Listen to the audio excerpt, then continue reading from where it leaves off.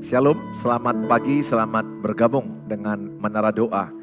Kami di sini dengan senang hati bersama-sama dengan saudara berdoa untuk pernikahanmu, berdoa untuk keluargamu, berdoa buat anak-anakmu. Kami senantiasa lewat Menara Doa membela setiap keluarga yang sedang proses yang berat mereka alami, pertengkaran, pertikaian, bahkan ada yang sedang menuju pengadilan mau bercerai. Kami di sini adalah utusan Tuhan Yesus untuk membela pasangan-pasangan jangan sampai ada yang bercerai. Iman kami, doa kami.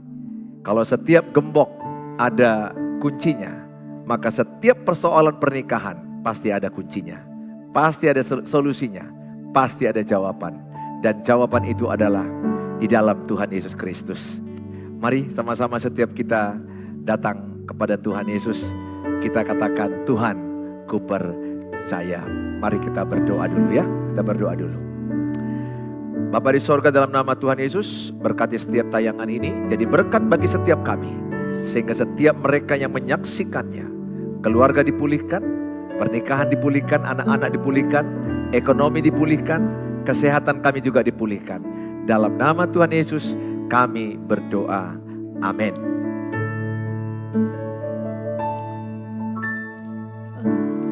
Kaulah jawaban di setiap doaku saat ku menyembah,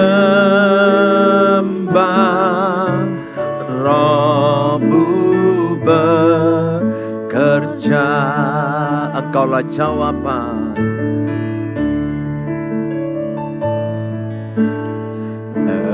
Engkaulah jawaban di setiap doaku saat ku menyembah, Rohmu bekerja. Tuhan, ku percaya, Tuhan, ku percaya, kuasa-Mu sempurna saat ku berdoa, kuasa-Mu bekerja. Engkaulah jawaban. Engkaulah jawaban di setiap doaku saat ku menyembah, Rohmu bekerja. Tuhan, ku percaya, kuasa-Mu sempurna saat ku berdoa, kuasa-Mu bekerja. Tuhan, ku percaya, Tuhan, ku percaya, kuasa-Mu sempurna saat ku berdoa, kuasa-Mu bekerja. Tuhan, ku percaya, Tuhan, ku percaya, kuasa-Mu sempurna saat ku berdoa,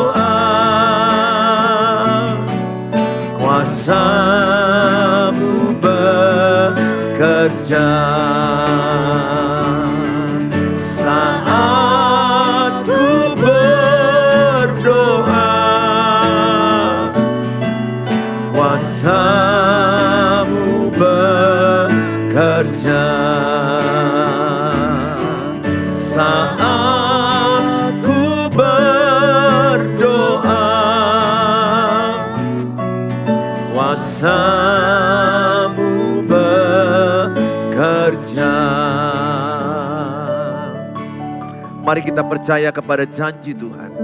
Percayalah, sungguh besar setia Tuhan. Dia pasti menepati janji-janjinya untuk memulihkan keluarga, memulihkan kesehatan, memulihkan keuangan, memulihkan hidup kita. Tuhan Yesus pasti pegang janjinya. Sungguh besar setiamu.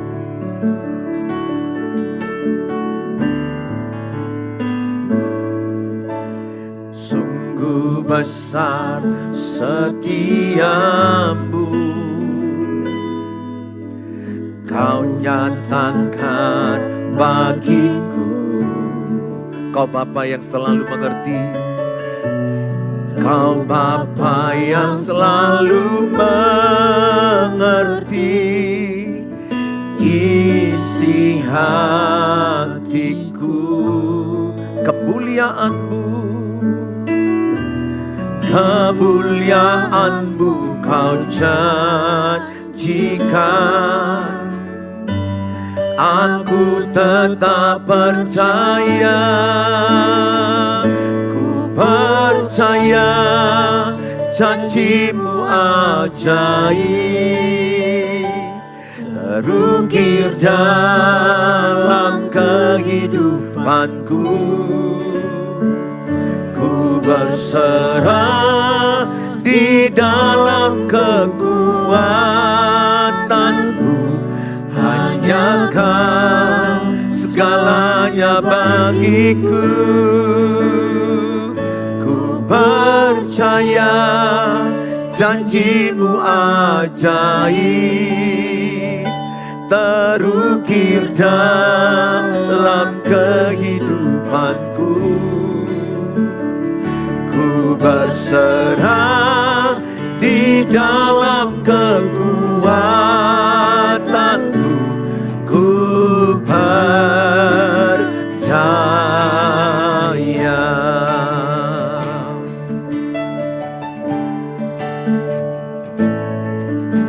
Sungguh besar setiamu, Kau nyatakan bagiku. Kau Bapa yang selalu mengerti isi hatiku.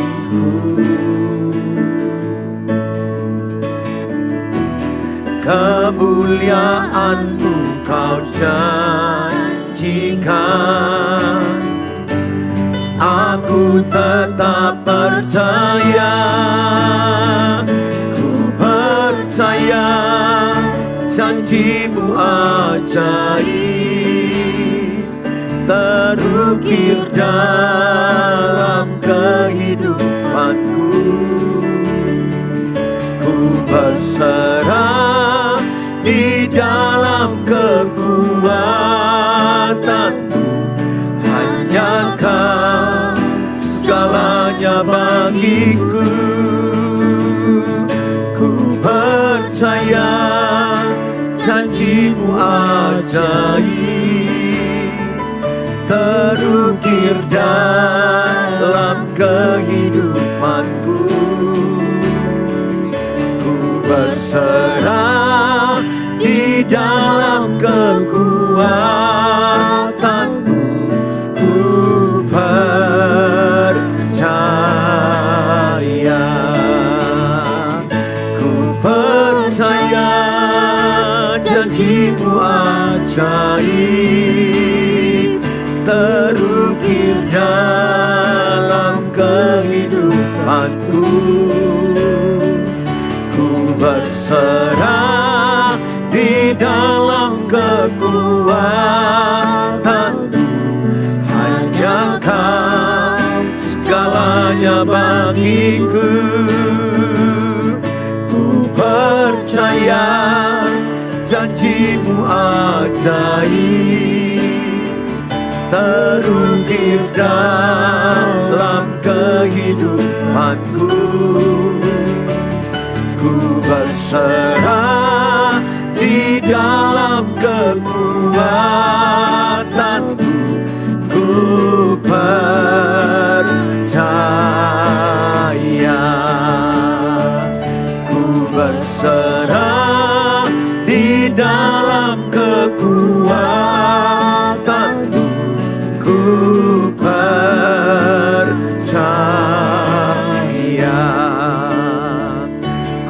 berserah di dalam kekuatan-Mu, ku percaya.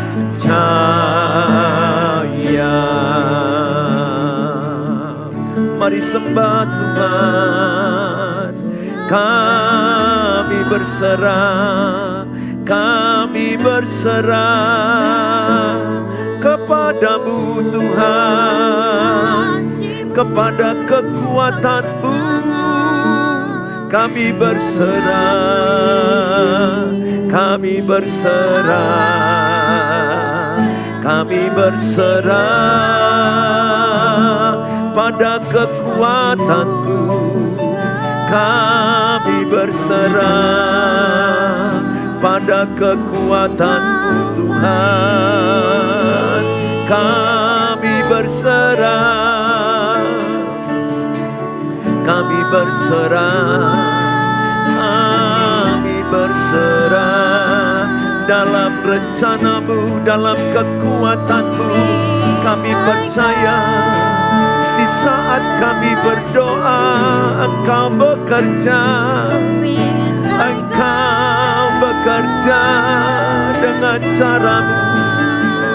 Di saat kami berlutut berdoa, Engkau bekerja Tuhan. Engkau lebih hebat dari cara manusia. Kami percaya, kami percaya.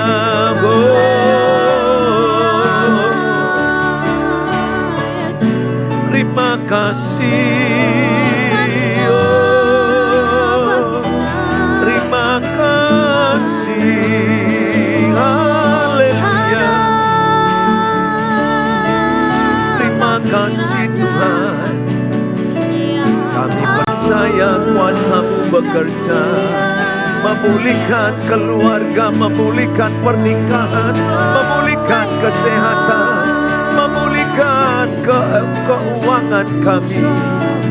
Tuhan, Engkau yang bekerja, diberkatilah yang berharap padamu. Terima kasih, terima kasih Tuhan, terima kasih Yesus. Kala kita mencari Tuhan, akan ada damai. Di saat Bapak Ibu dalam kesusahan, carilah Tuhan, pasti ada kedamaian. Saat engkau jalan buntu, saat engkau letih, carilah Tuhan, pasti ada kedamaian dan ada hikmat, ada solusi dalam doa. Kala ku cari damai,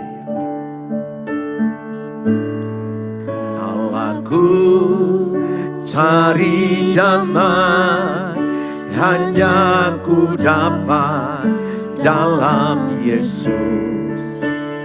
Kala ku cari ketenangan, hanya ku temui di dalam Yesus.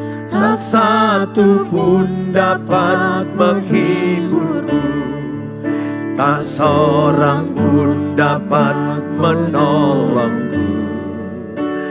Hanya Yesus jawaban hidupku.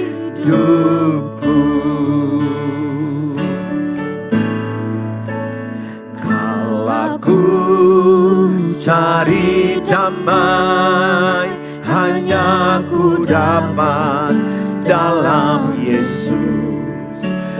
Kala ku cari ketenangan, hanya ku temui di dalam Yesus.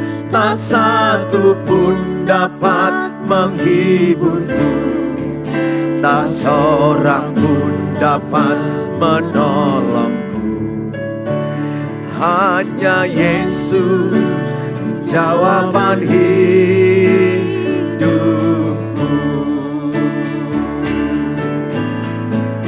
Bersama Dia hatiku damai, walau dalam lembah kekelaman. Bersama Dia hatiku tenang, walau hidup penuh tantangan, tak satu pun dapat menghiburmu, tak seorang pun dapat menolongku. Hanya Yesus jawaban hidupku. Hanya Yesus, hanya Yesus jawaban hidupku.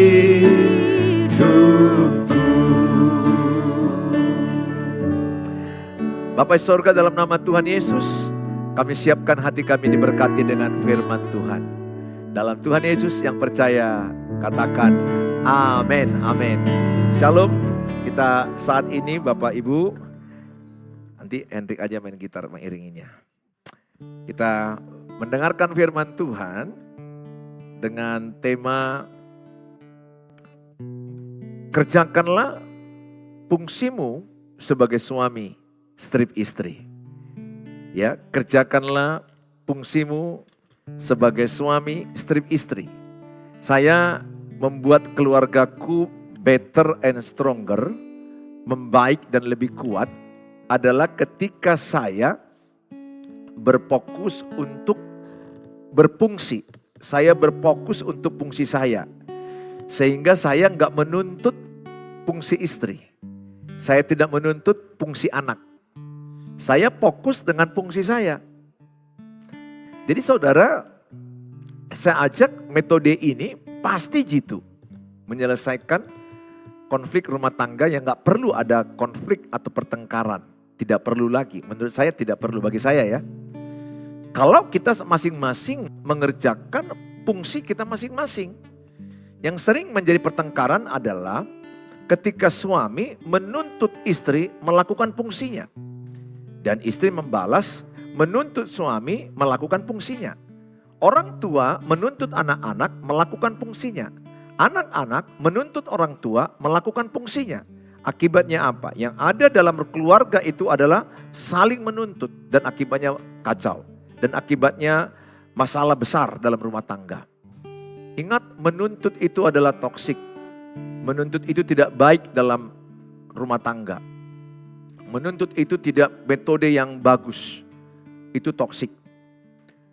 Tetapi nggak salah kita menerangkan, menjelaskan, mengharapkan. Itu di waktu yang tepat, komunikasi yang tepat, di tempat yang tepat, intonasi yang tepat, cara yang tepat. Maka kita bisa mengharapkan, kalau bisa mama maunya bangun lebih awal supaya bisa masak, menyediakan makanan. Istri bilang juga kalau bisa papa punya waktu juga bersihkan mobil, ganti bola lampu.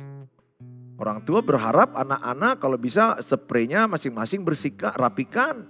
Kamar masing-masing rapikan. Anak-anak juga berharap kalau bisa papa mama jangan bertengkar lagi. Boleh aja menyampaikan harapan, tapi di waktu yang tepat, cara yang tepat, tempat yang tepat, metode yang tepat, intonasi yang tepat. Saudara, maka saya mengajak kerjakanlah fungsimu aja. Sebagai suami, kalau yang mendengar ini saya tebak banyak istri ya. Ibu, salam ibu, ya sarangeo ibu, ya ibu dimanapun engkau berada. Coba fokus ibu kepada fungsi ibu gitu. Nggak usah dulu fokus kepada fungsi suami. Ya maaf ya ibu-ibu keluargaku yang ada di sosmed. Ada banyak ibu-ibu mengeluhkan suami yang gak berfungsi. Nah, keluargaku juga yang bapak-bapak mengeluhkan istri yang tidak berfungsi. Mana siap-siap masalah bapak ibu. Karena fokus ibu salpok. Salpok itu salah fokus. Galpok, gagal fokus. Kalau saya fokus kepada fungsi istri gak berfungsi. Saya fokus kepada anak-anak kenapa gak berfungsi. Maka saya galpok, gagal fokus. Yang saya lakukan apa? Saya fokus kepada fungsi saya. Saya upgrade, fungsi saya kerjakan. Sebagai imam yang membawa anak-anak dan istriku kepada Tuhan. Sebagai nabi yang memberikan petunjuk Tuhan kepada istri dan anak-anak. Sebagai raja melayani anak-anak, melayani istri. menjaga mereka, memimpin mereka, mengayomi mereka. Sehingga yang saya lakukan adalah saya fokus, upgrade, fungsi saya lakukan. Saya berdoa berharap tentu anak-anak dan istriku melakukan fungsi mereka. Tapi tidak dengan ucapan kata-kataku. Saya lakukan lewat doa, saya berharap. Dan lewat perubahan hidupku yang berfungsi. Dan yang ketiga, tidak salah menyampaikan lewat komunikasi yang baik. Di waktu yang baik, dengan cara yang baik, intonasi yang baik. Saudara, fungsi seorang suami. Ya, supaya saudara penting menyadari apa fungsi seorang suami sebagai seorang bapak. Fungsi seorang suami itu adalah, yang pertama itu adalah dikatakan seorang suami itu adalah kepala keluarga. Kepala keluarga berarti dia adalah memberikan teladan hidup. Jadi seorang suami, seorang bapak adalah kepala keluarga. Jadi di atas Tuhan Yesus, di atas suami, ayah adalah Tuhan Yesus. Ya. Jadi pemimpin dari seorang suami adalah Tuhan Yesus, pemimpin seorang istri adalah suaminya. Dan pemimpin daripada anak-anak adalah orang tuanya. Saudara yang saya kasihi, fungsiku sebagai suami adalah sebagai kepala keluarga. Maka sebagai kepala keluarga, yang paling penting kulakukan adalah saya menjadi teladan. Saya menjadi teladan bagi istri saya, menjadi anak-anak saya. Jadi saya menunjukkan duluan beban hidup saya. Saya membuktikan fungsi saya bekerja. Fungsi saya lakukan. Saya bekerja, saya melayani, saya juga bisa memperhatikan rumah, hal-hal yang hardware-nya, hal-hal yang kerja fisik. Saya bisa bantu, saya bisa mengerjakan, melindungi istri, melindungi anak-anak, melayani mereka, memimpin mereka dalam doa. Saya memberi teladan, saya juga cuci piring, saya juga nyapu. Ya, zaman sekarang tidak harus istri yang nyapu. Suami juga nyapu. Saya tiap hari saya nyuci piring. Kalau kotor rumah ada sapu, saya sapu. Saya sebisa saya. Jadi saya memberi teladan lewat cara hidupku. Jadi saya memastikan fungsi hidupku sebagai ayah berfungsi. Fungsi hidupku sebagai suami berfungsi. Nah, saudara, lakukan fungsi yang pertama ini sebagai kepala keluarga, menjadi teladan. Menjadi teladan. Katakan suami-suami, saya menjadi teladan bagi istri dan anak-anakku, tulis dalam kolom. Kalau saudara suami ya, nanti ada fungsi istri. Saya menjadi teladan bagi istri dan anak-anak saya. Jadilah teladan. Terus upgrade dalam perubahan hidup. Cara ngomong jadi teladan. Tidak ada lagi ngomong kotor, tidak ada ngomong kasar, tidak ada ngomong sembrono. Kata-kata kita memberkati, kata-kata kita menguatkan, kata-kata kita memberi sukacita, memberi semangat. Saya begitu. Saya pastikan kata-kata itu memberkati istriku dan anak-anakku. Kenapa orang lain kita berkati dengan kata-kata kita? Keluarga kita lebih lagi. Harus lebih terseleksi apa yang mau diucapkan. Kolose 4 ayat 6 dikatakan, berkata-katalah dengan kasih dan pilihlah kata-katamu. Supaya kata-katamu itu memberkati orang yang mendengar. Saya begitu. Dengan siapapun saya ngomong, saya pilih kata-kata saya untuk memberkati orang itu. Saudara, fungsi suami yang kedua, mengasihi istrinya, saudara. Dalam kitab Efesus 5 ayat yang ke-25, hai suami, kasihilah istrimu sebagaimana Kristus telah mengasihi jemaat dan telah menyerahkan dirinya baginya. Kolose 3 ayat 19, suami tidak boleh berlaku kasar kepada istrinya. Hai suami, jangan kasar sama istrimu. Itu Kolose 3 ayat 19. Jadi kalau Efesus 5 ayat 25, fungsi saya disuruh Tuhan Yesus mengasihi istri. Mengasihi artinya apa? Berkorban. Jadi saya harus rela berkorban karena saya mengasihi istri. Berkorban nyawa kata Tuhan Yesus.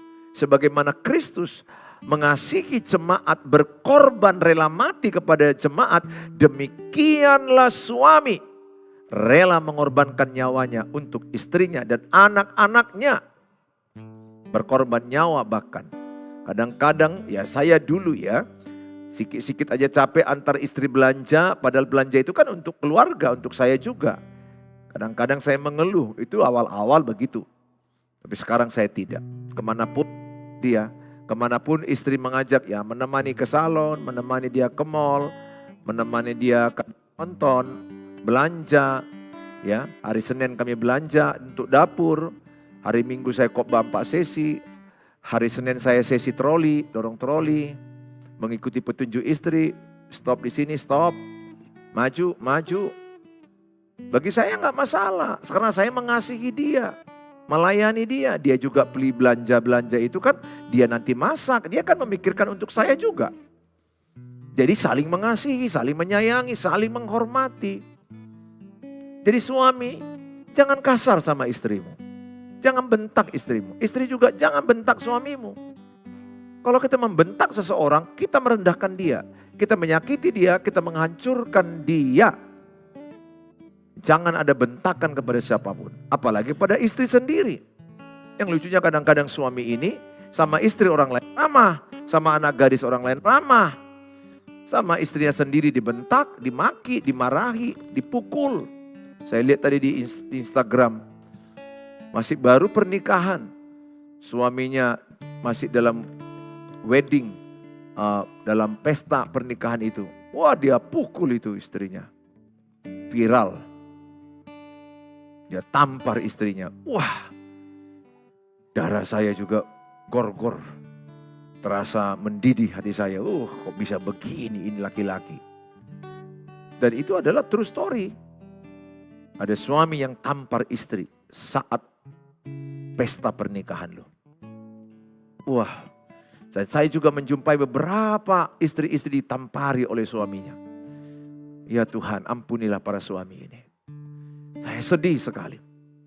Harusnya kan suami itu mengasihi, melindungi, melayani, mengayomi. Tapi ada suami yang membentak, menunjang, menampar, meludahi. Itulah akibat salah memilih.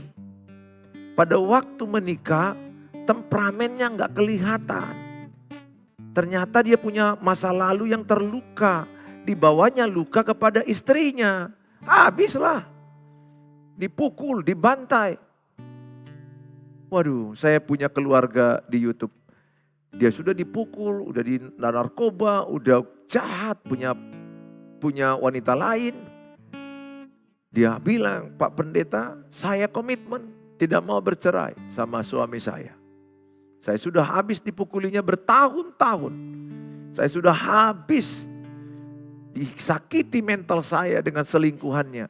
Bahkan di depan mata saya tidak malu-malu membawa selingkuhannya. Menelepon selingkuhannya. Wah, gila ini. Ini betul-betul suami sakit jiwa. Ingat ya, perselingkuhan itu adalah orang sakit jiwa. Jadi yang melakukan perselingkuhan adalah orang-orang yang sakit jiwa. Jiwanya gak sehat. Kalau jiwanya sehat, gak mungkin dilukainya anak-anaknya. Katakanlah dia benci sama istrinya. Tapi tindakan perselingkuhan adalah menyakiti anakmu sendiri. Sekaligus istrimu, dirimu, dan keluarga besarmu. Pesanku sama saudara, mari sama-sama bangkitlah jadi suami yang mengasihi istri. Itu fungsi yang penting, mengasihi. Menjadi teladan, mengasihi. Love is sacrifice. Jadi carilah suami yang mau berkorban. Bahkan berkorban nyawa untuk istrinya. Untuk anak-anaknya. Lebih baik kau ketemu, sampaikan sama anak gadismu. Sampaikan sama anak gadismu. Sampaikan khotbah ini sama anak gadismu, ibu. Ini penting. Lebih baguslah anak gadismu menikah dengan orang miskin. Atau orang yang tampangnya tidak keren, tidak ganteng. Atau ekonominya pas-pasan, tapi kerja ya. Karena gak boleh menikah dengan suami pengangguran, gak boleh. Alkitab larang itu. Karena dia harus wajib memenuhi nafkah istri anak-anaknya. Menikahlah anak-anak gadismu dengan laki-laki yang takut akan Tuhan, yang mengasihi dia, yang menyayangi dia, yang mau bekerja keras, yang melindungi dia. Meskipun ekonominya mungkin susah, katakanlah miskin, atau mungkin tidak sarjana hebat, atau katakan dia tidak ganteng. Tapi kalau dia takut akan Tuhan, dia akan bekerja keras, harta bisa dicari. Daripada engkau menikahkan anakmu dengan orang kaya, dengan dokter hebat, tapi sakit jiwa. Main pukul sama anak putrimu, main pukul sama anak gadismu. Mau jadi apa? Kalau anak kita dipukuli orang lain. Saya berkata kepada saudara, hati-hati memilih menantu. Dalam memilih menantu harus terlibat orang tua. Terlibat orang tua untuk melihat kriteria menurut Alkitab. Jangan di luar Alkitab. Jangan menentukannya karena suku. Jangan karena kaya, karena pendidikan, jabatan. Itu di luar Alkitab. Sesuai Alkitab, seiman, sepadan, takut akan Tuhan, orang jujur, orang yang berkarakter, bekerja rajin. Nah, itu sesuai. Setia. Cari suami yang mengasihi. Saudara yang saya kasihi, itu yang saya lakukan. Saya fokus kepada fungsi saya sebagai suami. Mengasihi istriku, totalitas. Tulis di situ kalau engkau suami. Saya mengasihi istri totalitas. Tulis. Saya fokus hanya satu orang. Tulis. Bagaimana kau bisa totalitas mengasihi istri? Kalau ada yang kedua, ada yang ketiga, ada yang keempat. Never and never. Nehi babuje, babuje. Kapiare ketumbar. Tidak akan bisa seorang suami fokus mengasihi istri kalau ada perempuan lain, perempuan lain, perempuan lain. Saya aja satu orang fokus nggak mudah. Nggak mudah. Untuk fokus satu orang saya nggak mudah. Berjuang, berusaha. Mana lagi kalau ada istriku kedua, istri ketiga, atau simpanan kedua, simpanan ketiga. Distract, hancur. Saya katakan, bersyukurlah menjadi anak Tuhan Yesus. Yang menyuruh kita menikah dengan satu orang saja. Setia sampai maut memisahkan, sampai kematian. Tanamkan itu. Tanamkan. Walaupun sudah banyak yang merusak. Di mana banyak orang yang gampang bercerai. Generasi sekarang sedikit bertengkar mau cerai. Sedikit bertengkar mau cerai. Mamanya pun ikut bodoh. Mamanya yang bilang, kalau bertengkar kau nggak aman kau di situ, di sini aja. Ke rumah, baliklah anakmu. Hancur. Jangan, biar mereka menghadapi masalah rumah tangga mereka sendiri. Kecuali kalau udah dipukul, itu oke. Aku setuju. Kalau sudah dipukul, orang tua wajib turun. Atau kalau ada laki-laki lain, ada perempuan lain, orang tua wajib turun. Karena itu udah masalah serius. Itu wajib turun. Saudara yang saya kasihi. Saya berdoa, suami berfungsilah engkau mengasihi istri. Itu yang saya lakukan. Saya mengasihi istri saya tidak mau kasar kepada istri saya.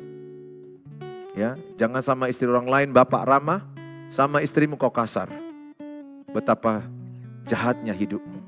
Istri yang menemanimu kalau sakit, istri yang menemanimu kalau engkau cedera, tabrakan, lumpuh, stroke. Kalau engkau sakit terbaring di tempat tidur, istrimu itulah yang merawat engkau. Dialah teman sakit dan teman matimu. Terlalu bodoh seorang suami. Kasar sama istri yang akan merawat dia sakit. Tapi sok ramah sama perempuan lain. Banyak seperti itu. Kadang banyak suami ramah sama ibu-ibu lain. Ramah sama istri orang lain. Ramah sama anak gadis lain. Sama suami istri sendiri. Kasar dan jahat. Saudara, seorang suami disuruh Tuhan Yesus yang ketiga. Hidup bijaksana dan menghormati istri. Jadi istri pun perlu dihormati. Istri juga menghormati suami. Saling mengasihi, saling menghormati, saling menyayangi, saling setia, saling melayani. Itu adalah perintah Allah. Hidup bijaksana dan menghormati istri. 1 Petrus 3 ayat 7 dikatakan adalah, hai suami, hiduplah bijaksana dengan istrimu. Demikian juga kamu, hai suami. Suami, hiduplah bijaksana dengan istrimu. Di baris terakhir dikatakan adalah, berikutnya saya bacakan ya.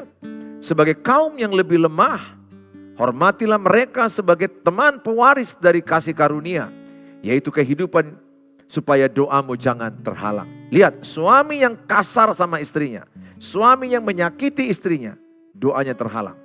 Akan banyak malapetaka dialami dia. Saya sudah lihat itu. Ibu, kalau suamimu jahat samamu, ibu libatkan aja Tuhan. Tuhan yang berperkara sama suamimu. Dua pilihan dia. Pulang baik karena sadar bertobat, atau Tuhan menghajar dia dengan cara Tuhan. Saya jumpai ada suami yang kecelakaan. Kerjaannya hancur, usahanya hancur, kesehatannya hancur. Dan kembali kepada istri pertamanya merawat dia. Istri kedua menolak merawat dia sakit. Istri pertama istri pertama merawat dia dengan baik sampai kematian. Saya saksikan dengan mata saya sendiri. Enggak satu dua yang saya lihat seperti ini. Istri pertamamu itu yang akan merawatmu sakit. Percaya saya katakan. Istri kedua, istri ketiga, keempat. No. Ya, belum tentu.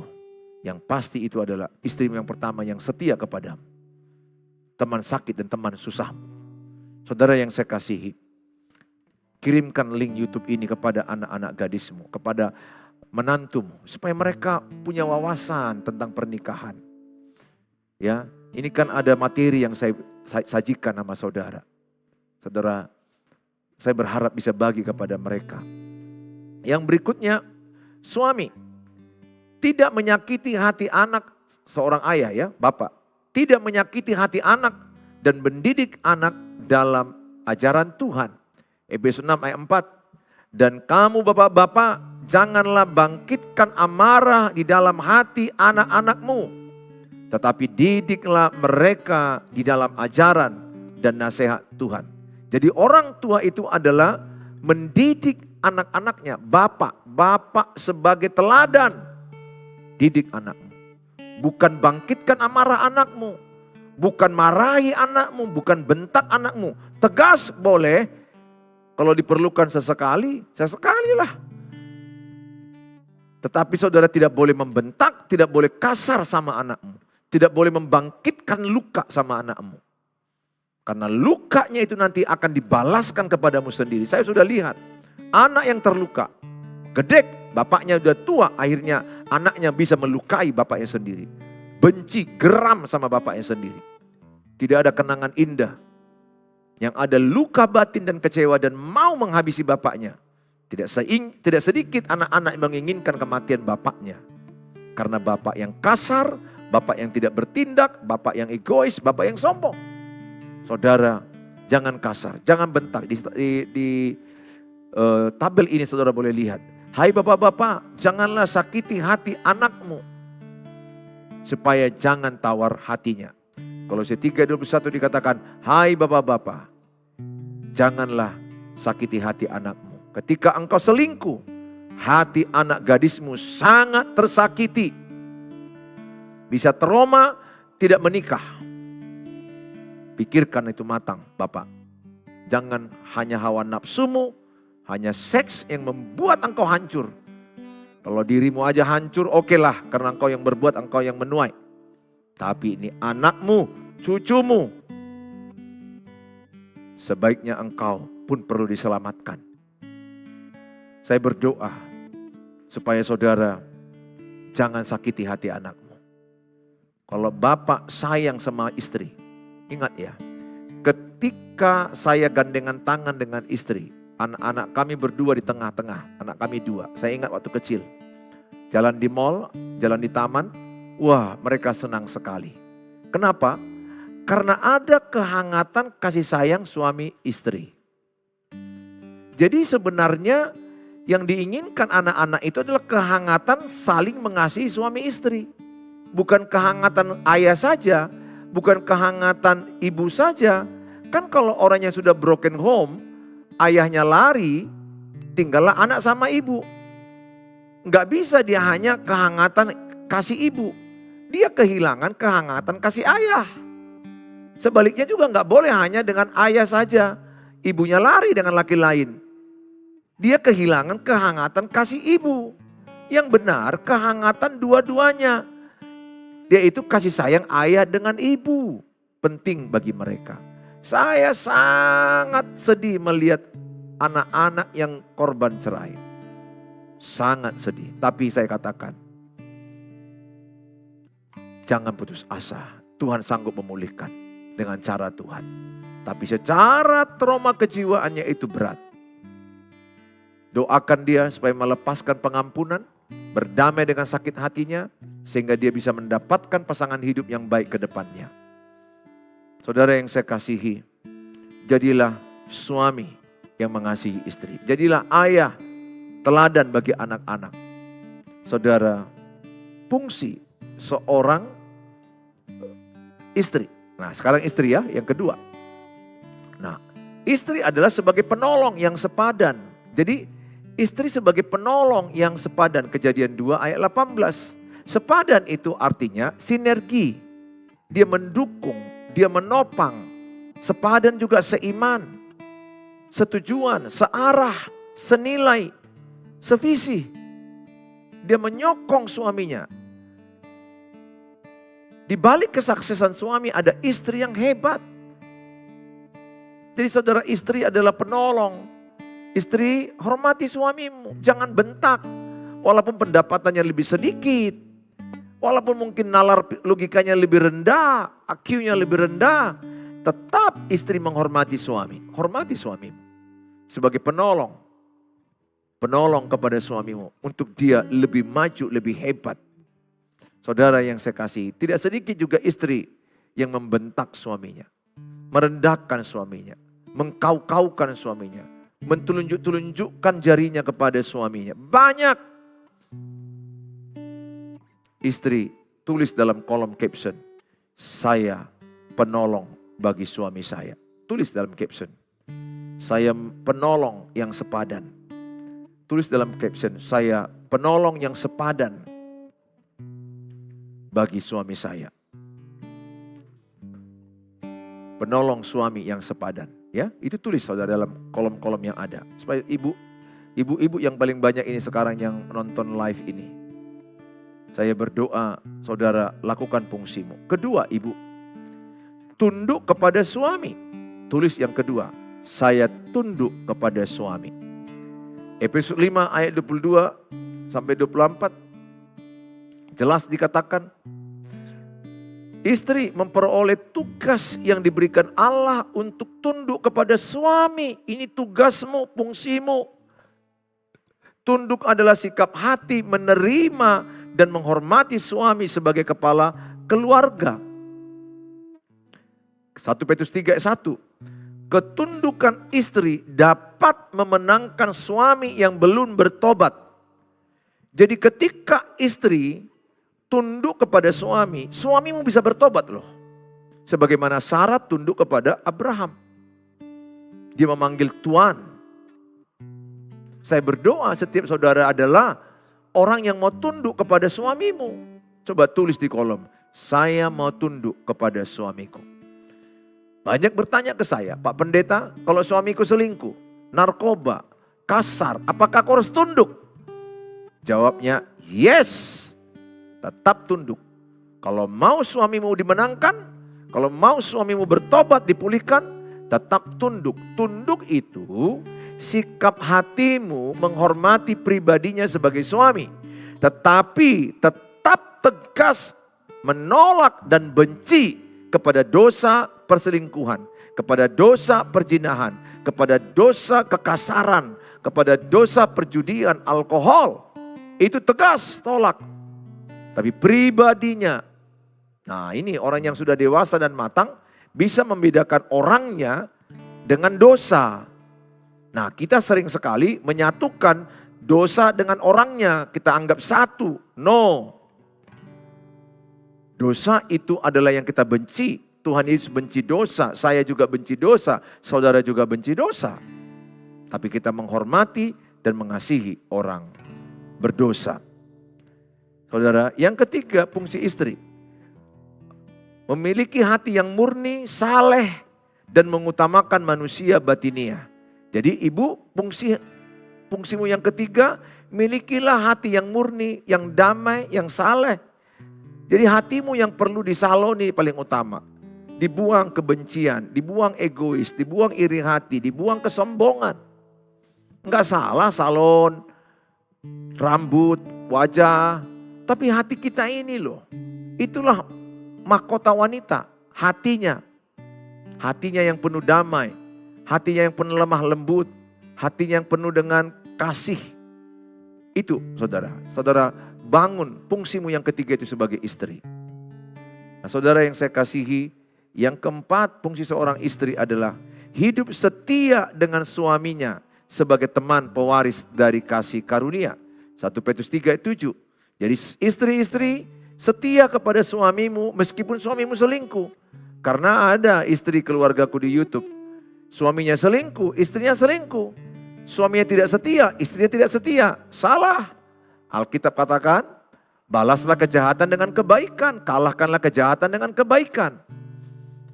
Ditampar pipi kanan, kasih pipi kiri. Pesan saya sama saudara. Kalau pasanganmu tidak setia, engkau tetap setia. Kasihilah pasanganmu. Saudara yang saya kasihi, jadilah istri yang setia. Ketika suamimu kerja keluar kota ke Jakarta 6 bulan, ke Kalimantan 3 bulan, engkau ada di satu daerah, setia. Batasi, lebih bagus tegas sama laki-laki yang mau curhat-curhat, no. Dan ibu juga jangan mau curhat dengan laki-laki lain. Kalau sudah curhat, dan saudara aman dengan curhat itu nyaman, saudara sudah maju satu langkah ke arah perselingkuhan. Tinggalkan itu Bapak Ibu. Nah, fungsi anak-anak. Fungsi anak-anak adalah hormat terhadap orang tua. Kejadian Keluaran 20 ayat 22. Anak-anak yang hormat kepada orang tua adalah anak-anak yang menyenangkan orang tuanya. Senangkan orang tuamu. Jadi fungsi seorang anak itu, saya masih ada mama, saya menghormati dia, udah kurang ingat lagi, udah banyak pikunnya. Saya menghormati dia, saya mencium dia, saya membeli sesuatu, saya memberikan uang saya untuk pengobatan, saya menghormati dia. Menyenangkan hati dia, apa yang bisa dia terima di sisa hidupnya. Percayalah orang yang menghormati orang tua, yang taat kepada orang tua, panjang umur dan sukses di bumi. Itu janji Alkitab. Engkau panjang umur dan sukses di bumi dan berbahagia. Taat terhadap orang tua. Mari kita berdoa. Bapa di sorga, dalam nama Tuhan Yesus, kami membawa sekali lagi keluarga-keluarga yang sudah mendengarkan firman Allah. Biarlah kami fokus dengan fungsi kami sebagai suami. Kami menata hidup kami menjadi teladan, menjadi imam yang membawa seisi rumah kami beribadah. Biarlah kami para suami fokus dengan fungsi suami yang mengasihi istri, melayani istri, menyayangi istri, setia kepada istri. Demikian juga istri yang berfokus kepada fungsinya untuk menghormati suami, tunduk kepada suami, setia kepada suami. Demikian juga anak-anak yang menghormati orang tua, taat kepada orang tua. Biarlah keluarga kami dipulihkan dan fokus kepada fungsi kami masing-masing. Tuhan berkatilah rumah tangga demi rumah tangga, keluarga demi keluarga, pernikahan demi pernikahan. Berkatilah dalam nama Tuhan Yesus, hamba-Mu mau memberkati mereka. Berkatilah mereka yang lagi bergumul masalah keuangan, masalah usaha, masalah ekonomi. Tuhan tolong raise up, bangkit usaha mereka. Beri semangat, beri hikmat, beri pertolongan. Sertai. Bagi mereka yang sakit, yang susah dalam kesehatan, berkatilah obat-obat mereka. Tuhan urapi tubuh mereka supaya hari demi hari kesehatan ada pada mereka. Kami serahkan juga mereka yang sedang mencari jodoh, yang menantikan pasangan hidup, yang mereka sedang menantikan atau mencari pekerjaan. Tuhan tolong mereka. Kami serahkan dalam nama Tuhan Yesus kami berdoa. Mari kita mengucapkan doa Bapa kami. Bapa kami yang di sorga, dikuduskanlah nama-Mu, datanglah kerajaan-Mu. Jadilah kehendak-Mu di bumi seperti di sorga. Berikanlah kami pada hari ini makanan kami yang cukupnya, dan ampunilah kami akan kesalahan kami, seperti kami juga mengampuni orang bersalah pada kami. Dan janganlah bawa kami ke dalam pencobaan, tapi lepaskanlah kami daripada yang jahat, karena Engkau yang punya kerajaan, dan kuasa, dan kemuliaan sampai selama-lamanya. Amin. Terimalah berkat damai sejahtera dari Allah Bapa, cinta kasih sempurna Tuhan Yesus, penyertaan daripada Allah Roh Kudus, memberkati yang percaya sama-sama katakan amin. Amin. Tuhan berkati saudara. Kalau saudara terberkati silakan share kepada sebanyak mungkin teman-teman di grup WA, pasangan-pasangan muda yang mau menikah supaya mereka belajar tentang pernikahan. Saudara yang ada di TikTok, saya ucapkan terima kasih sudah bergabung. Saudara pasti diberkati dengan firman Allah. Tuhan Yesus memberkati. See you.